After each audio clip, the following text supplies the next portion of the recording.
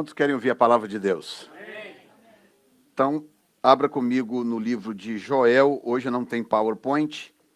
Hoje eu preciso acelerar um pouco. Eu sabia que o culto ia ser um pouco diferente, então eu salvei, tentando salvar todo o tempo possível. Joel, capítulo 2, versículo 28. Senhor, dirige a Tua palavra aos nossos corações. Fala conosco nesta manhã, Senhor. Em nome de Jesus. Amém. Joel, capítulo 2, versículo 28. Para quem não lembra, Joel está no Velho Testamento. Fica logo depois de Gênesis, um pouquinho antes de Malaquias. Está ali, ó. E há de ser que depois derramarei do meu espírito sobre toda a carne, e vossos filhos e vossas filhas profetizarão, e vossos velhos terão sonhos, e vossos jovens terão visões. E também sobre os servos e sobre as servas, naqueles dias derramarei o meu espírito. E mostrarei prodígio no céu, na terra, sangue, fogo e coluna de fumaça. O sol se converterá em trevas, a lua em sangue, antes que venha o grande e terrível dia do Senhor. E há de ser que todo aquele que invocar o nome do Senhor será salvo. Porque no monte Sião e em Jerusalém haverá livramento, assim como o Senhor tem dito, e nos restantes que o Senhor chamar. Digam graças a Deus.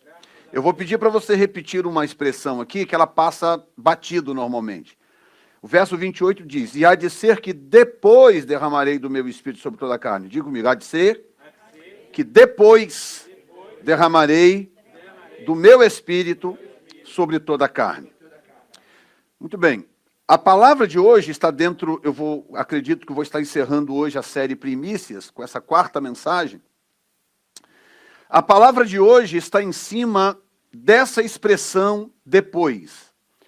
Há de ser que depois. Olha só, eu cresci na igreja, a minha mãe me levava para a igreja com 7, 8 anos de idade. Eu dormia nos bancos da igreja, dormia encostado na minha mãe, cresci assim na igreja. Ouvi infinitas mensagens sobre Joel 2:28. Você sabe que o povo pentecostal ama Joel 2:28, porque fala de um derramamento do Espírito. Então é um texto importante para nós, para o povo de Deus que crê no mover do Espírito Santo. Mas em todos esses anos, crescendo na igreja, aqui e acolá, eu nunca ouvi ninguém explicar esse depois. Porque o texto está fazendo uma promessa. Está dizendo, depois eu vou derramar do meu Espírito. Há de ser que depois eu vou derramar do meu Espírito. A questão é, depois de quê? Depois de quando? O texto de Joel tem um contexto importante. O livro de Joel não começa no capítulo 2, versículo 28. O livro de Joel começa no capítulo 1, versículo 1. Portanto, o que tem no capítulo 1, versículo 1, até o capítulo 2, versículo 27, é o que está antes desse depois. Tá? Então, se eu for dar um tema para esta mensagem hoje, o tema seria antes do depois. O que tem antes desse depois? O que Deus está querendo que aconteça antes, para que depois ele possa derramar do seu Espírito sobre toda a carne? Porque a promessa é, depois, vocês me aguardem, porque eu vou derramar do meu Espírito sobre toda a carne. E aí os vossos filhos vão profetizar, vossas filhas também. Os jovens terão visões, os velhos terão sonhos. Porque depois eu vou derramar do meu Espírito. Depois de quê? O que Deus está esperando acontecer? O que tem antes disso? Se vocês lembram muito bem do que eu tenho pregado aqui esses últimos dias, a gente tem usado muito Romanos capítulo 11, versículo 16. Paulo, num contexto muito tremendo, que eu não vou gastar tempo hoje, eu já falei umas 2 mensagens desse contexto, Paulo conclui dizendo, se a primícia for santa, a massa também será, se a raiz for santa, o ramo também é. dando a entender que primícia e raiz são equivalentes e que, portanto, assim como a raiz tem o poder de mudar a natureza do ramo enxertado, porque Paulo fala de enxerto, ele fala que nós somos zambujeiros bravos, nós somos, sei lá, pensa numa planta aí ruim da sua região, nós somos vara de urtiga, plugados numa oliveira. E agora a raiz está lutando para expurgar essa natureza de urtiga que você tem, essa natureza de urtiga que eu tenho, tem uma planta na nossa região, não sei como é que chama na sua região, chamado pinão. Alguém já sabe o que é pinão? Pinão é uma planta que quando você esbarra nela, os espinhos todos são microespinhos. Todos eles grudam na sua pele e aquilo coça dias sem parar. Qual é? Hã? Repete o nome. Poison Ivy. Deve ser essa. Deve ser essa. Você encosta nela, meu Deus, aquilo acabou. Você está dias coçando, às vezes até ficar em carne viva. Chama pinão na nossa região. A urtiga também é parecida, da mesma família, né? Então, o que Paulo está dizendo é isso. Olha, nós somos, sei lá, uma vara de pinão, de urtiga, de poison ivy, que é plugada na oliveira. E nós estamos agora em processo de transformação. O espírito está pronto, mas a carne é fraca. A alma está em tratamento. Amém? Então, dentro desse contexto, e é importante que esse texto esteja no Novo Testamento, quando Paulo fala sobre a natureza, o poder das primícias. Basicamente, o que ele está dizendo, o que é? Com essa analogia de primícia e raiz. Ele está dizendo o seguinte: o princípio das primícias tem o poder de mudar circunstâncias. A prática desse princípio muda circunstâncias. Você está vivendo uma circunstância ruim, aquilo muda a sua natureza, muda a circunstância que você está vivendo. É um princípio poderoso. No Velho Testamento, a oferta de primícia do trigo, que era dada no Pentecostes, era a única oferta em todo Israel. Era a única oferta que podia ter fermento e que não anulava a oferta. A ordem de Deus é: não ponha fermento nas ofertas porque vocês vão anular a oferta. E a outra ordem é: toda oferta tem que ter sal. Porque se não tiver sal eu não aceito. Porque depois hoje a gente entende que o sal tem um simbolismo. Representa a igreja, e o sal tem um simbolismo de purificação, de conservação. É um princípio divino. Tá? Curiosamente, a oferta da primícia do trigo, que é um símbolo, inclusive, da igreja, representa a igreja gentílica, podia ter fermento que não anulava a sua natureza. O que prova que o princípio de priorizar a Deus, primícia, é isso? É o princípio de priorizar a Deus acima de todas as coisas. Ele é superior a todas as demais leis ou todos os demais princípios. Não sei quem está acompanhando aí Gênesis da Record, que começou agora esses dias. Teve aquela cena bacana onde Abel oferece a sua primícia, né? Ele vai lá, entra no seu cercadinho, escolhe a primícia, o primeiro que nasceu, e traz para o Senhor. Caim, meio rebelde, meio estranho, vai lá, cata lá uns negócios lá, cata no chão lá de qualquer maneira, enche um cesto, vai lá e entrega para o Senhor. Aí o Senhor vai e aprova a oferta de Abel e rejeita a oferta de Caim. Caim fica nervoso, mas que não sei o que, como é que pode isso, não sei o que e tal. Aí Deus vira para Caim e fala assim: Caim, olha que o pecado está à porta. Por que você não faz como seu irmão? Se você fizer como seu irmão, você não será aceito também?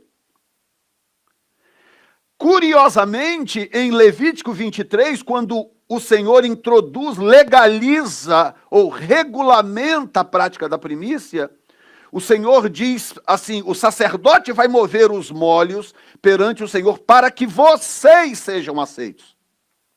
A mesma expressão usado no texto para Abel. A oferta de Abel e a sua oferta foram aceitos, Caim e a sua oferta foram rejeitados, porque Caim deu para o Senhor qualquer coisa, enquanto que Abel se preocupou, falou: não, eu vou dar para ele o primeiro, aquilo que é primícia do meu trabalho, do meu rebanho, e o Senhor então o aceitou. Na semana passada, não concluí totalmente, eu vou dar agora aqui o nozinho final para você entender. Nós falamos sobre Gideão, o segredo do milagre de Gideão. Como que Gideão conseguiu derrotar 72 mil midianitas com 300 homens? Qual é o general que aceitaria uma tarefa dessa? Olha, tem 72 mil inimigos ali tentando invadir ali o nosso reino, e aqui tem 300 homens, vai lá e resolve o problema para mim. Qual é o general que aceitaria um negócio desse? Fala, tu tá ficando doido? Mas de jeito nenhum. Isso é uma missão suicida. 300 homens contra 72 mil, que na verdade não eram 72 mil. A soma total passava de 110 mil, porque eram 72 mil midianitas, tinha amalequitas e tinha filhos do Oriente. A soma toda passava de 110 mil inimigos. E Gideão, no final das contas, só tinha 300 homens. Então, afinal, qual é o segredo do milagre de Gideão de conseguir vencer mais de 100 mil inimigos apenas com 300 homens, que nem soldados eram camponeses, armados de quê? Ah, pastor, só 300, mas em compensação eles tinham um míssil balístico dos Estados Unidos. Não, eles não tinham, eles tinham um cântaro, eles tinham uma tocha e eles tinham uma corneta. Corneta, tocha acesa, coberta, escondida por um cântaro, era o que eles tinham. E os 100 mil do lado de lá tinha carruagem, tinha cavalo, lança, escudo, espada, tudo que vocês puderem imaginar. E o grupo de cá, além de ser infinitamente menor, não tinha uma arma, humanamente falando, sequer para poder se defender. No final da história, o que aconteceu? Gideão e os seus 300 venceram a batalha porque o Senhor era com eles. Você está me ouvindo nesta manhã? Se o Senhor for com você, não importa a sua desvantagem. Não olhe para a sua desvantagem. Olhe se o Senhor é contigo. Se Ele for contigo, você está em vantagem. Amém, irmãos? E aí nós pregamos sobre isso na semana passada. Uma mensagem longa, deu 1h e pouco a mensagem. Explicando como que o princípio das primícias está entranhado em vários milagres do Velho Testamento que você lê e não vê. Como que esse princípio mexe com Deus, como que ele desafia Deus. Tem muitos milagres do Velho Testamento que você não sabe por que aconteceu. Você olha, parece que aconteceu do nada. Quando você vai ver a fundo, você conhece os mecanismos, você conhece as informações que estão ocultas no texto. Quando você vai juntando, você fala, oi, isso aqui não aconteceu por acaso, então. Isso aqui aconteceu porque ele fez isso, aconteceu porque ele fez aquilo. Estão entendendo? Quem está entendendo? É o caso de Gideão, é o caso, por exemplo, de Elias e a viúva de Sarepta. Você lê o milagre de Elias e da viúva de Sarepta, você fala, aconteceu um milagre com Elias e a viúva de Sarepta, do nada. Só que Jesus, falando do assunto, falou assim, olha, havia muitas viúvas em Israel. Sarepta não é em Israel, Sarepta é um território de Sidom. Jesus dizendo, havia muitas viúvas em Israel, mas a nenhuma delas foi enviado Elias, a não ser a uma viúva de Sarepta. Então tem que ter uma razão, não pode ser só por nada. Deus olhou, gostou dos olhos daquela mulher, gostou do... Não, tem que ter uma razão. E aí quando você entende o princípio das primícias, Levítico 23, verso 9 em diante, não fareis pão, nem trigo tostado, enquanto você não der a parte do Senhor. E o povo de Israel, desviado de Deus, apaixonado por Baal e por Aserá, eles já tinham quebrado essa lei há muito tempo. Como é que o senhor sabe, pastor, que eles tinham quebrado essa lei? Ora, eles não adoravam a Deus, eles não iam mais no templo, porque o templo era em Jerusalém, e isso estava acontecendo em Samaria.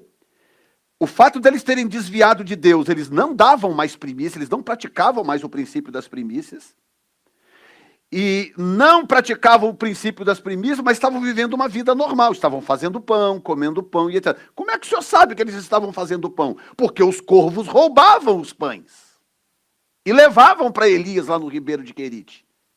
Lembram? Aonde que aqueles corvos achavam aqueles pães?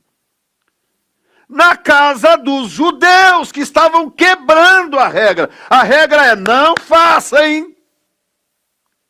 Enquanto você não entregar a parte de Deus. Não faça. Se fizer, vai dar problema. Ah, quero nem saber, vou fazer. Ok, eles faziam, quando dava as costas, vinha os corvos, pum, pegava e sumia. Mas o pão estava aqui agora, sumiu. Sabe quando a pessoa... É triste ver filhos de Deus vivendo debaixo de um princípio de maldição qualquer. Tem gente que está na casa de Deus, é filho de Deus, é servo de Deus. E ouso até dizer que ama o Senhor, mas não ama a sua palavra na mesma proporção, não pratica a sua palavra. Tudo que está na Bíblia é para o nosso bem. O que eu disse? Absolutamente tudo que está na Bíblia é para o nosso bem. Tudo! Tudo! Quando Deus diz algo, quando Deus proíbe algo, é para o nosso bem, é para o nosso próprio bem. Em Provérbios, em algum lugar, tem um texto interessante que diz: aquele que rompe uma cerca, uma cobra o morderá. Todo limite que Deus estabelece é para o nosso próprio bem. Todo limite. Deus põe um limite, é para o seu bem. Quando você rompe aquela cerca, você está desprotegido. Desprotegido. Então, o limite do casamento é para o seu bem, o limite familiar é para o seu bem, o seu limite financeiro é para o seu próprio bem. Tem gente que, se enriquecer mais do que tem, se perde. Porque bate o cabeçote, expira. Porque não vai saber lidar com aquilo. Ou seja, Deus colocou limites na sua vida para o seu próprio bem. Quem está entendendo? Porque Ele nos ama. E por causa desse amor, Ele nos guarda. Foi o que aconteceu no Jardim do Éden. Ele virou para Adão e falou: tá vendo tudo isso aqui? Tudo de vocês. Mas aquela ali vocês não mexam. Não comam naquela ali. É o limite. Tudo isso aqui, mas aquela ali não.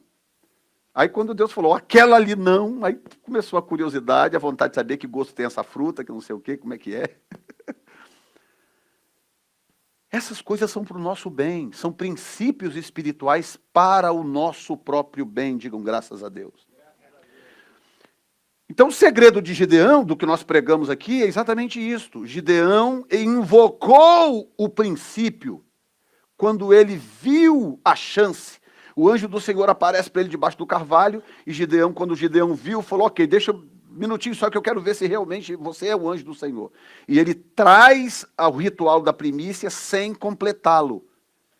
E aí o anjo vai lá e completa aquele ritual, e o ritual é completado pelo anjo, e portanto Gideão está ao sete diante de Deus, porque o primeiro pão que ele fez foi para o Senhor, como oferta de primícia ao Senhor. Dali para frente, tudo acontece de acordo com a vontade de Deus. E aí vem a conclusão do texto, que é quando Deus quer convencer Gideão de que está tudo bem. Como é que Deus faz? Se Deus fosse Jefferson, o que eu faria? Relâmpagos, trovões, anjos com espadas desembainhadas de fogo, não sei o que, exércitos angelicais. Eu tentaria ser criativo. Não, Deus mostra um pão de cevada girando. Um pão de cevada girando, e não mostra nem para Gideão, mostra para o inimigo.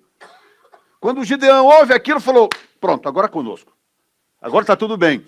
Por que que aquele pão de cevada comunicou algo para Gideão, que o velo de lã não comunicou, que os 300 homens lá na beira do rio não comunicou, que o fogo saindo da ponta do cajado do anjo não comunicou?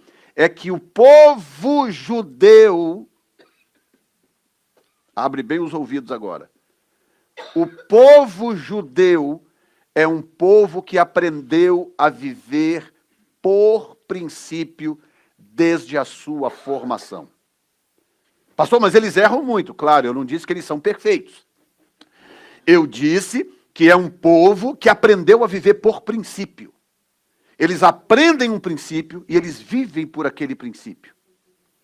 E por causa disso, eles experimentam determinadas coisas com Deus. Veja bem, é um povo que tem um histórico de sobrenatural.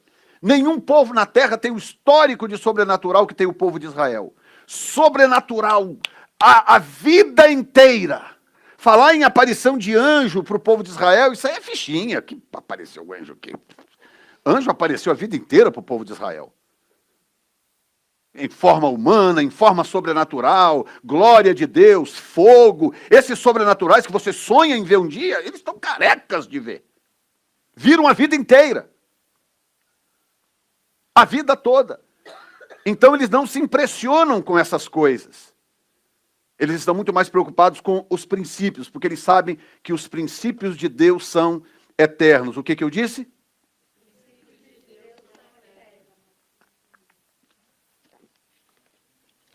Esses princípios não mudam jamais. Então aquele pão de cevada era Deus dizendo para ele, fica tranquilo que eu aceitei a sua oferta, pode ir que a vitória é sua, e ele vai e vence todos os 72 mil, cento e tantos mil inimigos e sai vitorioso para a glória do Senhor. E nessa mensagem eu citei o livro de Joel. Nessa mensagem eu citei o livro de Joel. O livro de Joel, ele está separado da história de Gideão em torno de 300 anos. Para você entender como que as coisas se repetem. Joel está à frente de Gideão 300 anos. Mas a história é tão idêntica, tão idêntica, tão idêntica, que você lê as duas histórias e fala, não, aconteceu na mesma época. Eles estão falando da mesma história, mas não é verdade. Então, quando você vem no livro de Joel, que você lê capítulo 2, versículo 28, e há de ser que depois derramarei do meu espírito sobre toda a carne, você precisa voltar no livro para você entender o que está acontecendo. Então, no capítulo 1, paciência comigo, que eu estou sendo bem rápido, eu não vou segurar vocês aqui mais do que 3 da tarde.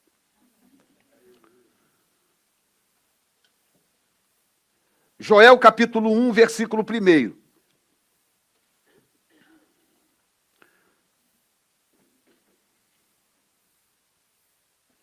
Diz assim,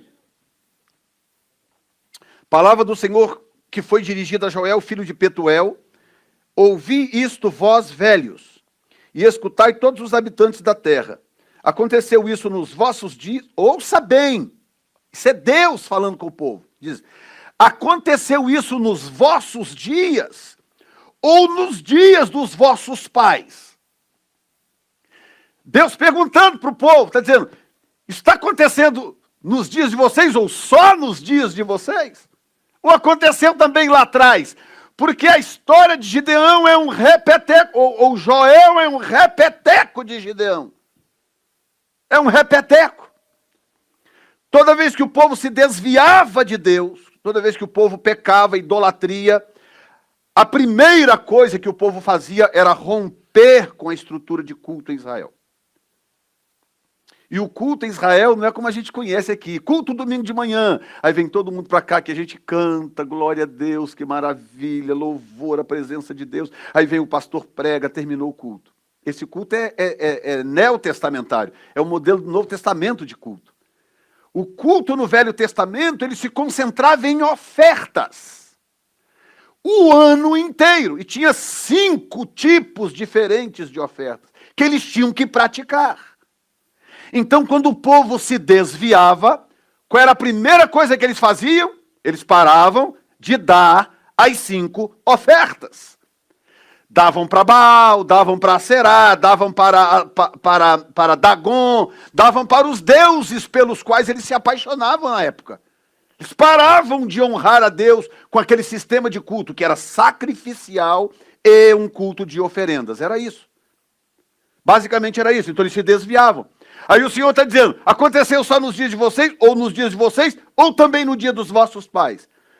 Narrai isto aos vossos filhos, e vossos filhos o façam a seus filhos, e os filhos destes a outra geração. Com o que Deus está preocupado aqui? Quando ele diz, conte isso para os seus filhos, e que eles contem para os filhos deles, e que os filhos deles contem para os seus filhos. O que Deus está tentando impedir? Talk to me, alguém fale comigo. O que Deus está tentando impedir aqui? Hã? Como? Deus está tentando impedir que aquilo ali volte a acontecer no futuro. Deus está dizendo, aconteceu lá atrás, está acontecendo de novo, e se vocês não se precaverem, vai acontecer de novo lá na frente. Então avise os seus filhos, avise os seus netos e avise os seus bisnetos. Porque se vocês não avisarem, vai acontecer de novo. É isso que Deus está dizendo. Está dizendo assim, o que deixou o gafanhoto cortador, comeu o migrador. Que versão é aquela ali? Comeu o migrador. O que deixou o migrador, comeu o gafanhoto devorador. E o que deixou o gafanhoto, e o que deixou o devorador, comeu o gafanhoto destruidor. Então são 4 enxames de gafanhoto. Digo comigo, cortador, migrador, devorador e destruidor. 4 enxames de gafanhotos. Tá? Aí ele diz assim, ébrios, que é a pessoa embriagada, né? O sóbrio é o que não bebeu, o ébrio é o que se embriagou. Ele diz, ébrios, despertai-vos e chorai. Uivai todos os que bebeis vinho, por causa do mosto, porque está ele tirado da vossa boca. Lembre-se que isso aqui é Deus falando com o povo. O que acontece? Em toda a Bíblia, de Gênesis a Apocalipse, o vinho é símbolo de gozo e de alegria. Não há um só momento na Bíblia em que o vinho tenha um significado ruim. Vinho na Bíblia significa gozo e significa alegria, júbilo. Então o que Deus... propaganda, né? O que Deus está dizendo aqui é o seguinte, ei, podem chorar, porque o vinho acabou. As uvas se perderam. Chorem, porque a coisa não está boa, está ruim. O vinho foi tirado da sua boca, verso 6. Porque veio um povo, lembra dos midianitas? A história é a mesma. Veio um povo contra a minha terra, poderoso e inumerável, tem 300 anos de diferença entre Juízes e Joel, 300. Veio um povo poderoso contra a minha terra, inumerável, seus dentes são dentes de leão, e ele tem os queixais de uma leoa. Fez da minha vide, plantação de uva, uma assolação. Destroçou a minha figueira, tirou-lhe a casca, que lançou por terra, os seus sarmentos se fizeram em branco. Lamenta com a virgem, que pelo marido da sua mocidade está cingida de pano de saco. Olha bem, o Senhor está descrevendo esse momento da nação de Israel como uma moça que acabou de casar.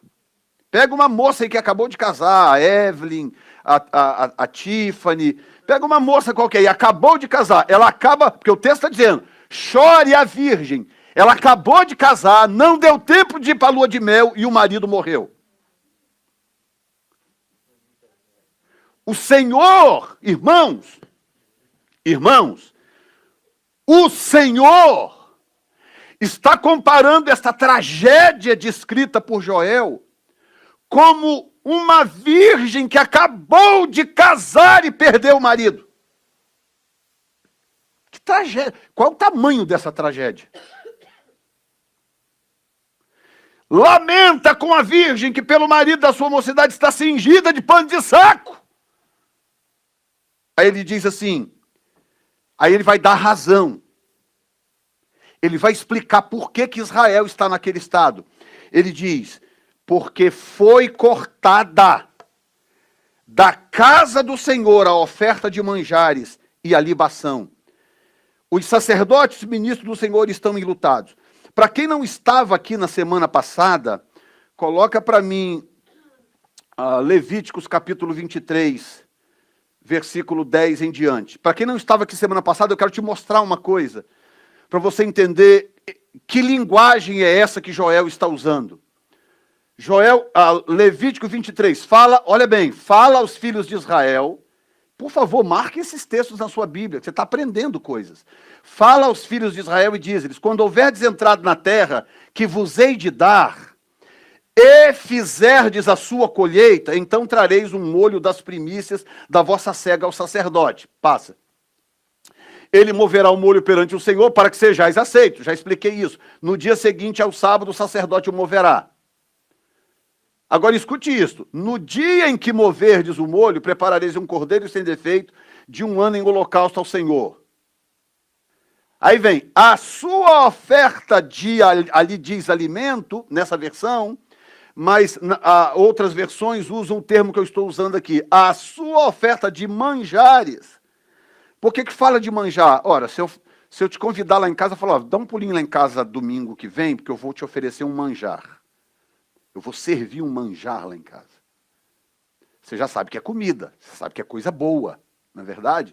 É a mesma linguagem bíblica. A sua oferta de alimento ou de manjares será de 2 dízimas de flor de farinha amassada com azeite, para oferta queimada ao Senhor, suave ao Senhor.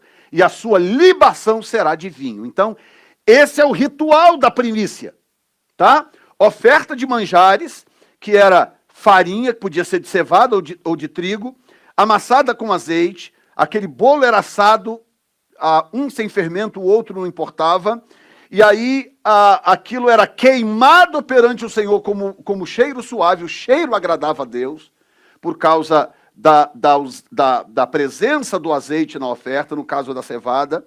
E aí o texto diz que tinha que ter uma libação, era um líquido que era derramado diante de Deus. Semana passada nós mostramos aqui, a Tiffany até derramou uma garrafa d'água ali, ó, ali no chão, ali a intérprete.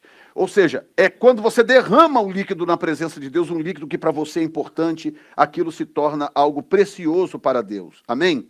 Então, o profeta, Deus está falando com o profeta, dizendo, diga para eles que o gafanhoto, esse vieram destruir a terra, comer as cascas da figueira, destruíram tudo, e isso não foi só nos seus dias, aconteceu também nos dias dos vossos pais. E aí no verso 9, ele diz, porque ele diz, cortada, olha lá, deixa lá o texto de acho que 13 ou 14, por favor. Cortada está da casa do Senhor a oferta de manjares e a libação. Que linguagem é essa? É a linguagem que nós acabamos de ler no ritual da primícia. Ele está dizendo, foi cortada da casa de Deus a oferta de manjares e a libação.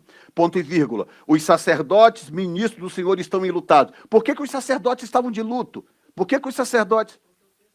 Levítico 23, ou é o 13 ou o 14, eu não lembro agora, é o 13. Sim, senhora. No caso, a libação e a oferta de manjares seria um estatuto perpétuo. É um estatuto perpétuo, ou seja, nunca mudou. Nunca mudou. Achou aí? A sua oferta de alimento ou de manjares, 2 dízimas de flor de farinha amassada com azeite, e a sua libação será de um vinho. Ou seja, Joel está traduzindo, que é o profeta, ele está traduzindo o que Deus está dizendo.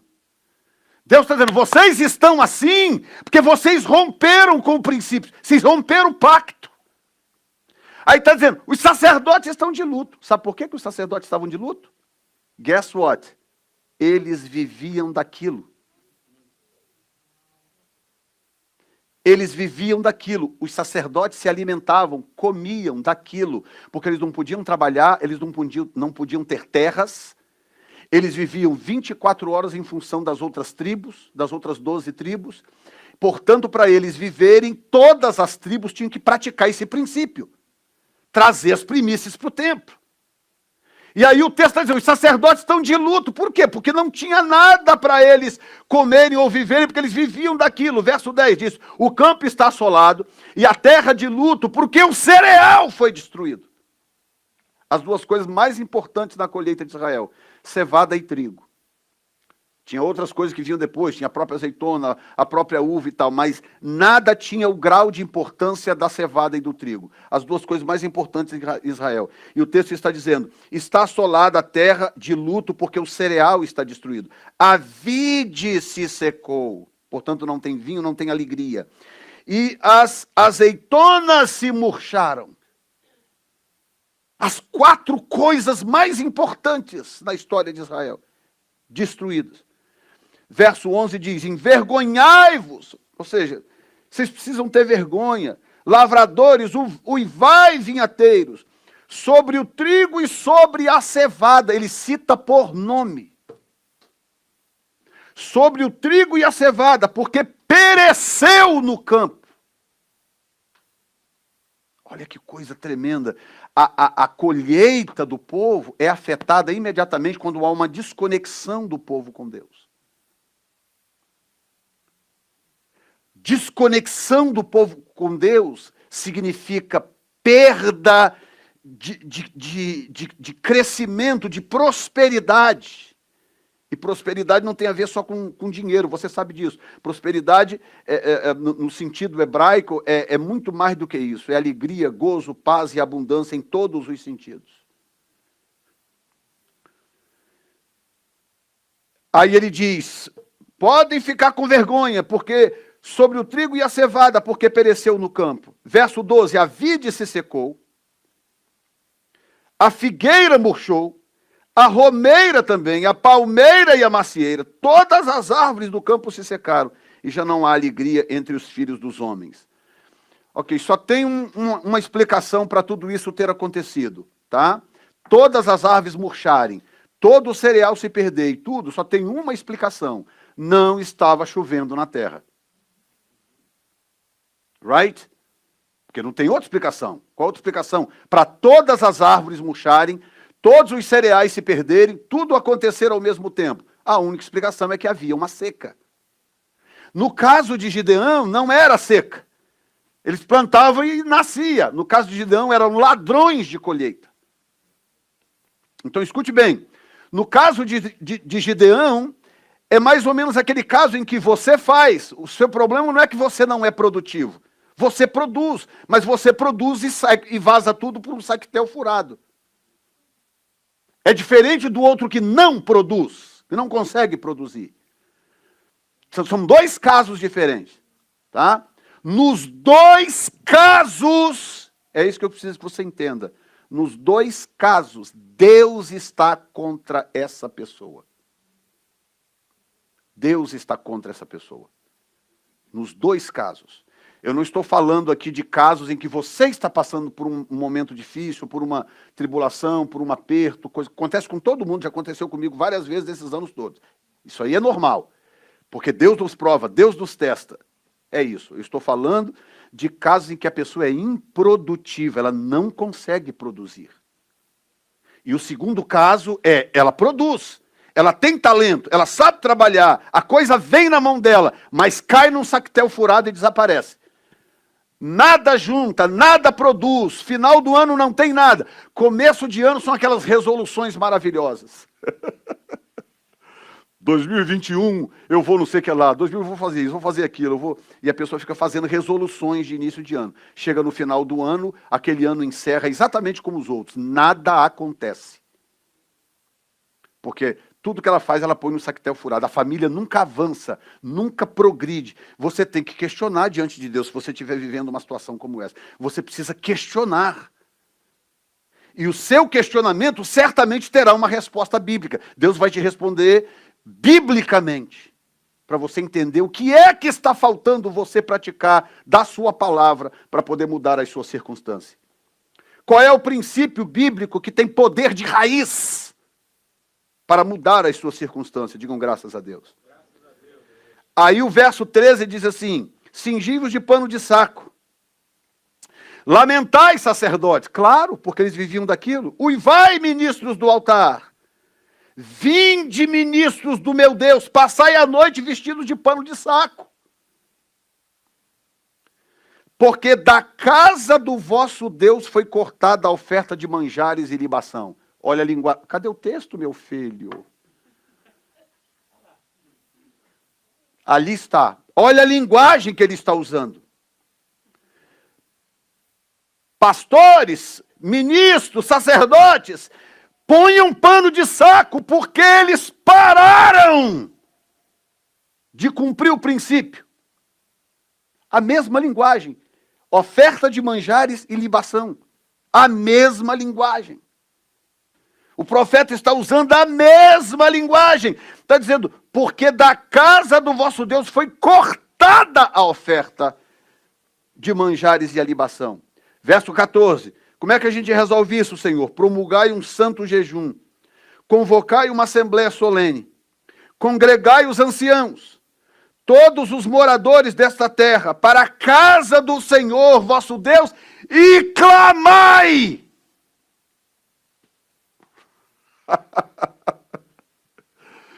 Eu estava lendo o livro de Joel, lendo o livro todo, lendo e falando comigo mesmo e com o Senhor, falando, meu Deus, por que não se prega isso nas igrejas? Não estou dizendo que a nossa é a única que prega, mas falando numa linguagem generalizada, por que essas coisas não são ditas? Não são ensinadas ou pregadas de forma que as pessoas entendam a mente de Deus. Sabe o que eu estou tentando fazer aqui nessas 4 mensagens, dessa série que encerra hoje? Tentando te ajudar a entender a mente de Deus. Pelo Espírito, nós conseguimos entender como que Deus pensa. Aí eu sou obrigado a voltar em Caim e Abel de novo. Ok, Caim vai lá, tchap, tchap, tchap, tchap, tchap, tchap. E não tem nada no texto que diga que as frutas estavam estragadas, que as verduras não sei o que lá, que as verduras eram mirradas, feias. Não, nada. Ao que tudo indica, estava tudo bacaninha, tudo legal. Mas não era primícias. Ele não foi no primeiro. Já Abel foi lá, olhou. Ele entendia o princípio. Porque o pai dele conhecia Deus. Ele foi no primeiro que nasceu. Falei, esse aqui é do Senhor. E ele pega e traz. Coloca lá e oferta ao Senhor. Caim também, todo serelepe, vai lá, coloca as frutas, as verduras, arruma tudo lá bonitinho. Parecia até um mercadinho, uma quitanda. Aí o Senhor manda fogo, consome a oferta de Abel. E diz a Bíblia, o Senhor se agradou de Abel e da sua oferta. Está lá no texto. E diz, mas da de Caim não se agradou o Senhor. Então, como que funciona a mente de Deus? A mente de Deus funciona da seguinte forma. Se você quiser se relacionar comigo, eu tenho que ser prioridade absoluta na sua vida. Se você tentar me colocar em segundo lugar, me colocar de escanteio, não vai rolar. Não funciona. Ou você me põe como prioridade da sua vida, ou então não tem relacionamento. Você vai ter vida religiosa, é diferente de relacionamento.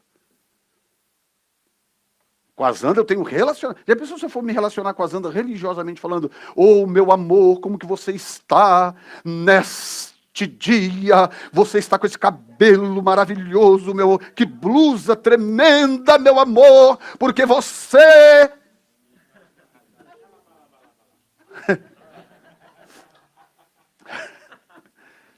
Como é que eu vou me relacionar religiosamente com a minha esposa? Não, com ela é relacionamento. Há uma informalidade? Porque o relacionamento permite isso. Amém ou não? Estão entendendo a diferença? Então, às vezes a pessoa constrói uma vida religiosa com Deus. Isso não significa relacionamento. Relacionamento segue regras, segue princípios.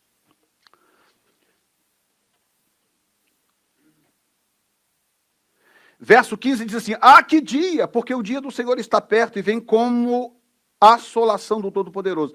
Acaso não está destruído o mantimento diante dos vossos olhos? Isso é Deus perguntando para o povo. Vocês não estão percebendo que as coisas para vocês não andam? Deus falando. Vocês não perceberam que as coisas não andam? Vocês não estão notando? Diz, acaso não está destruído o mantimento diante dos vossos olhos? E da casa do nosso Deus a alegria e o regozijo. Ou seja, a pessoa vem para a casa de Deus, não tem nem gozo nisso mais. Verso 17. A semente mirrou debaixo dos seus torrões. Os celeiros foram assolados, os armazéns derribados, porque perdeu o cereal. Como geme o gado, as manadas de bois. E aí vai seguindo, e eu tenho que ler para você muitas dessas coisas, para você entender o livro de Joel. Entender. Eu tenho certeza que você já ouviu falar sobre Joel 2,28 300 vezes, mas ninguém nunca te explicou isso. Verso 20 diz, também todos os animais do campo bramam suspirantes por ti. Eu só acredito que é Deus que está dizendo. Deus está dizendo, os animais que estão lá no campo, eles estão suspirando por você. Eles estão torcendo para você consertar a sua vida. Porque vai afetar deles. Porque os rios se secaram e o fogo devorou os pastos do deserto. Você está entendendo que uma vida de infidelidade afeta muita coisa à sua volta? Muita coisa. Infidelidade a Deus, você está entendendo, né? Não leve pelo lado que eu estou pregando sobre dinheiro hoje. Aliás, nenhum desses 4 dias eu estou pregando sobre dinheiro.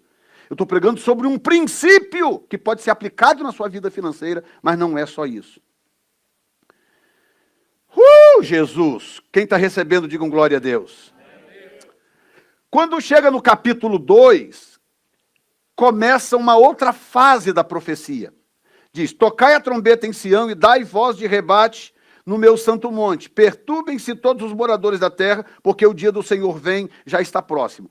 A primeira parte da profecia é o anúncio do porquê que aquilo está acontecendo. Está acontecendo porque vocês cortaram a oferta de manjares e a libação da casa de Deus. É por isso que está acontecendo. No capítulo 2, Deus diz para o profeta botar isso no ventilador. Ele está dizendo, toque a trombeta e dai voz de rebate no meu santo monte. Está dizendo, fala, anuncia, diga para o povo. Torne isso público. Dia de escuridade e densas trevas, dias de nuvens e negridão, e por aí vai. Verso 3 diz, à frente dele, falando de Deus, vai fogo devorador, atrás chama que abrasa. Ê Deus poderoso, diante dele a terra é como o jardim do Éden, mas atrás um deserto assolado, nada lhe escapa. Escute bem isso aqui. Vem cá, Tony, por favor. A Bíblia fala por alegorias, tá? A Bíblia está dizendo o seguinte, na frente dele, a coisa é como um jardim. Se eu tenho um relacionamento com ele, somos amigos e temos um relacionamento, a gente se relaciona assim. Tá?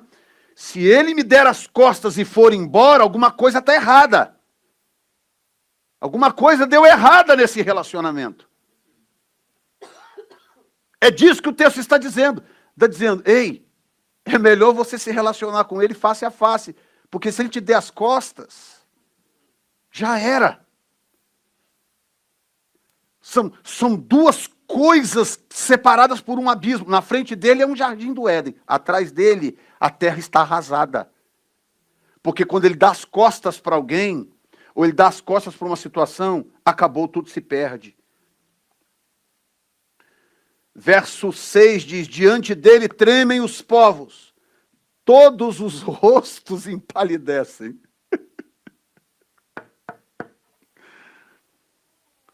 Eu tive um sonho na noite anterior à posse, dia 19, e agora, dia 19, eu tive 3 sonhos.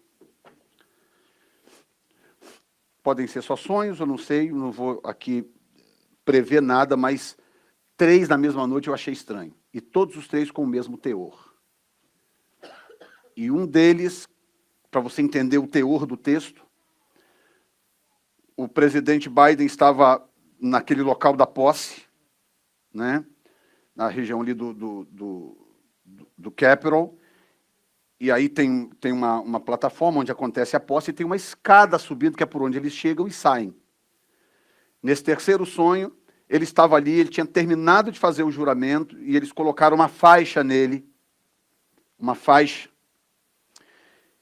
E quando colocou aquela faixa nele, todo mundo começou a sair pela escadaria, aquela escadaria, menos ele.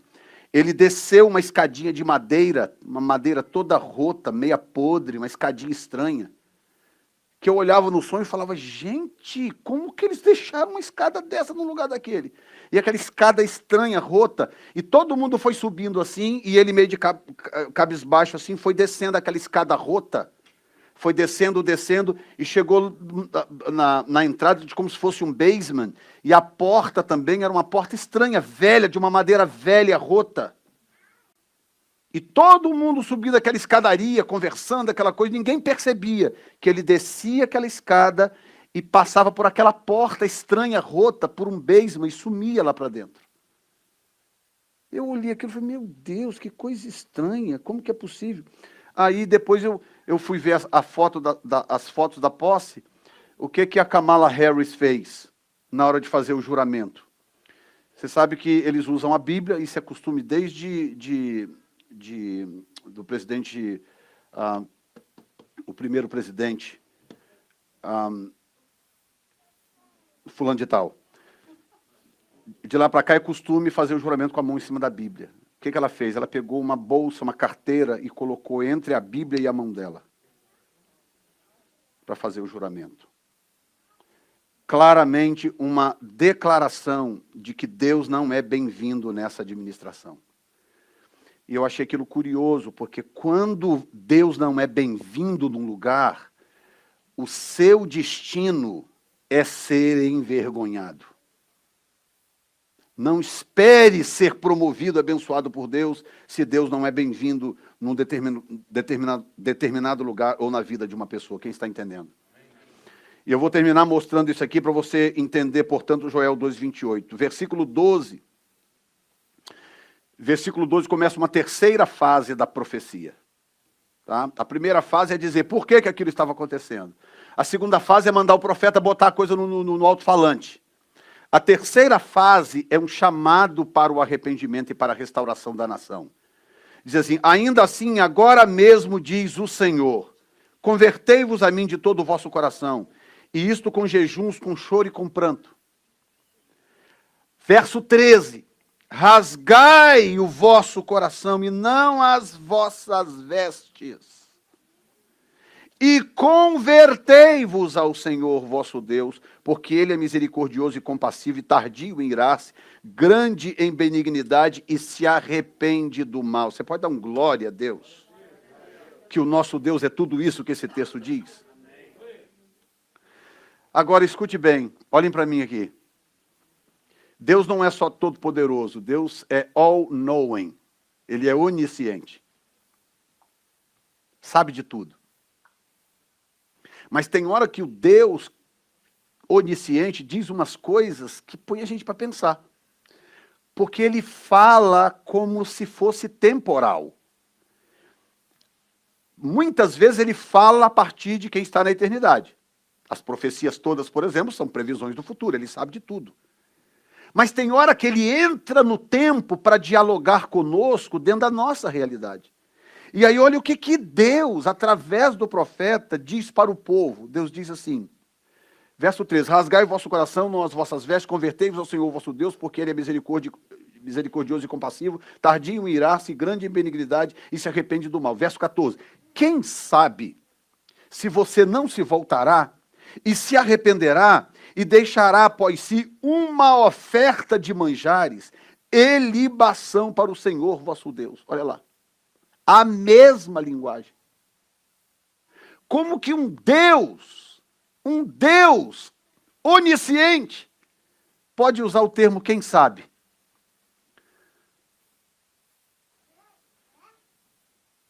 Quem sabe você vai se arrepender, quem sabe você vai mudar de vida. O Deus onisciente. Você sabe o que ele está fazendo aqui? É a chamada linguagem antropomórfica, morfos de forma, antropo de homem.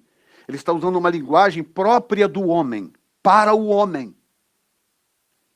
Ele está dizendo, olha, eu sou compassivo, se converta, eu sou compassivo, eu sou tardio em irar-se, e eu me arrependo do mal. Quem sabe você não se volta e traga a oferta de manjares e a libação. Quem sabe você não vai se arrepender. Deus está falando com o povo numa linguagem perfeitamente humana. Humana. Para não parecer que é o Todo-Poderoso me pressionando, tentando me manipular. Não, o que ele está dizendo é, quem sabe você não restaura a sua aliança com o Senhor e volte a priorizar a Deus acima de todas as coisas. Deus como prioridade absoluta. Aí está dizendo, tocai a trombeta em Sião, promulgai um santo jejum, proclamai uma assembleia solene, ou seja, é festa, reúne todo mundo. Congregai o povo, santificai a congregação, juntai os anciãos, reuni os filhos e os que mamam, saia o noivo da sua recâmara, interrompe até a lua de mel, porque é festa, e a noiva do seu aposento. Verso 17, chorem sacerdotes, chorem os sacerdotes, ministros do Senhor, entre o pórtico e o altar, e orem, poupa o teu povo, Senhor. Os sacerdotes que estavam sofrendo as consequências da infidelidade do povo, eles tinham que ainda orar e dizer, Senhor, tem misericórdia do povo, poupa o povo. Poupa o povo, porque é o ministério de intercessão sacerdotal. E não entregues a tua herança ao opróbrio, à vergonha, para que as nações façam escárnio dele. Porque hão de dizer entre os povos, onde está o seu Deus? Cadê o Deus que você tanto fala? O Deus que você diz que é poderoso, que provê, que é grande, que é isso, que é aquilo. Era isso que eles faziam, que eles diziam. E respondendo lhe disse... Eu quero que você tome isso profético, tá? Eu senti aqui agora. Tome isso profético agora. Verso 19. E respondendo lhe disse, eis que vos envio o cereal, o vinho e o azeite. Isso é o Senhor dizendo, logo depois que o sacerdote clama, você está entendendo? Logo depois que o sacerdote clama pelo povo, Deus está dizendo, estou mandando o cereal, estou mandando o vinho e estou mandando o azeite. Vou começar um processo de restauração. E diz, e dele sereis fartos. Tem alguém aqui que quer isso, gente? E vos não entregarei mais a vergonha entre as nações, ao opróbrio, entre as nações. O exército que vem do norte, eu o removerei para longe. Aí começam as promessas. Não temas, ó terra. Quando chega no verso 23 em diante, você terá a prova de que o problema era uma seca. Diz, alegrai-vos, pois, filhos de Sião, regozijai-vos no Senhor vosso Deus, porque ele vos dará em justa medida a chuva. Fará descer como outrora a chuva temporã e a serôdia. O que é isto? Promessa de fim de seca. Gente, fica de pé, eu estou sentindo o profético aqui. Fica de pé, eu quero te dizer algo nesta manhã. 2020 pode ter sido um tempo de seca, de dificuldade, de pandemia, de enfermidade, mas assim diz o Senhor, eu vos enviarei a chuva temporã e a serôdia, e trarei abundância sobre a sua casa. Verso 24, as eiras se encherão de trigo, e os lagares transbordarão de vinho e de óleo. Aí o verso 25, olha bem. Restituir-vos-ei os anos que foram consumidos pelo gafanhoto, migrador, destruidor e cortador. O meu grande exército que enviei contra vós. Comereis abundantemente e vos fartarei. Verso 27, sabereis que estou no meio de Israel e que eu sou o Senhor vosso Deus e não há outro, e o meu povo jamais será envergonhado. Agora, quer ver como que um texto ganha uma vitalidade nova quando você entende o contexto? Olha agora o verso 28. E há de ser que depois derramarei do meu espírito sobre toda a carne. Então esse verso 28, ele fala de quê? Ele fala de um derramamento do espírito pós-restauração do pacto do povo com Deus. O verso 28 está falando de um povo que foi duramente corrigido por Deus, porque quem ama corrige. um povo que foi punido por Deus, um povo que foi repreendido por Deus, e um povo que se arrependeu e se voltou para o Senhor. E aí agora, depois de tudo isso, o Senhor está dizendo, depois disso, eu vou derramar do meu Espírito sobre toda a carne. E aí os filhos vão profetizar, as filhas também, os jovens terão visões, os velhos terão sonhos. A gente sabe que na velhice os sonhos praticamente morrem, né? A gente já não planeja, mas não tem mais sonhos. Deus está dizendo, não, eu vou trazer sonhos de volta na velhice. Os velhos vão voltar a sonhar. Os jovens terão visões. Vocês estão entendendo? Quem está me entendendo, gente? Então, pregar esse versículo 28 de Joel 2, apenas por si só, é em parte uma irresponsabilidade. Porque é prometer derramamento do Espírito para uma pessoa cuja vida não está nem alinhada com a vontade de Deus ou com os princípios de Deus. Mas o que o Senhor está dizendo, revista mover do Espírito Santo, o que o Senhor está dizendo é, eu estou preparando vocês para experimentar isso aqui, ó. Eu estou preparando o meu povo para experimentar isso aqui, o mover do Espírito. Mas passa pelo processo de restauração. Você tem que voltar a se alinhar com o Senhor. Digam graças a Deus. Vou pedir para você fechar os olhos por um momento.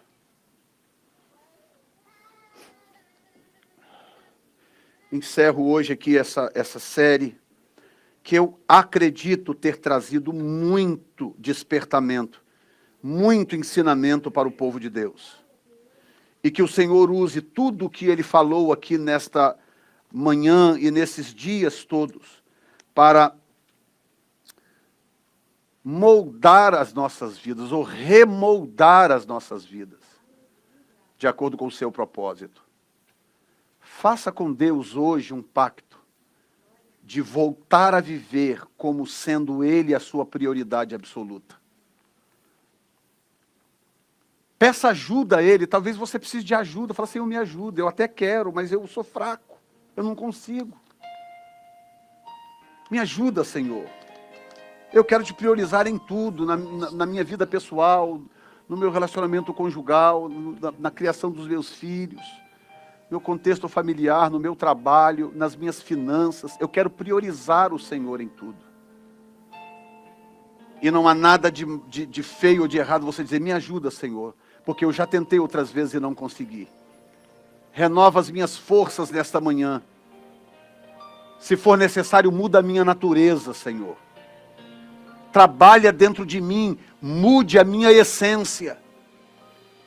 E me traga de volta para o centro da tua vontade, onde tudo é perfeito, onde tudo funciona perfeitamente.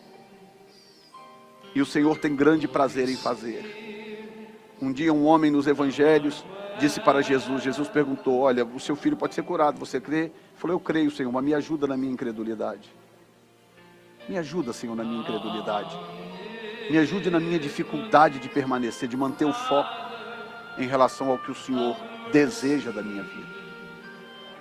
Pai, eu movo também essas primícias aqui nesses envelopes, como diz a tua palavra, como uma oferta de movimento, para que a pessoa ligada a esta oferta prospere, assim como a primícia é santa e toda a massa o é, em nome de Jesus Cristo de Nazaré.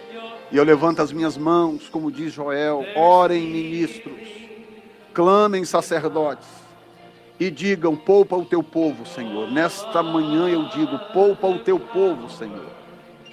Poupa o teu povo, Senhor. Pai, levanta um povo faminto e sedento. Um povo faminto por oração. Um povo faminto por consagração. Um povo faminto por relacionamento. Um povo que te deseja, Senhor. Um povo comprometido com o teu ideal, comprometido com o teu plano e com o teu projeto, Senhor. Em nome de Jesus Cristo de Nazaré, traz sobre as famílias da New Time Church. Traz sobre as famílias a tua bênção, a tua graça, o teu amor. Traz, Senhor, traz o teu perdão, perdão aonde precisa de perdão, restauração onde precisa de restauração. E se torne conhecido de novo. E que após essa restauração, Senhor, haja um derramar do teu Espírito.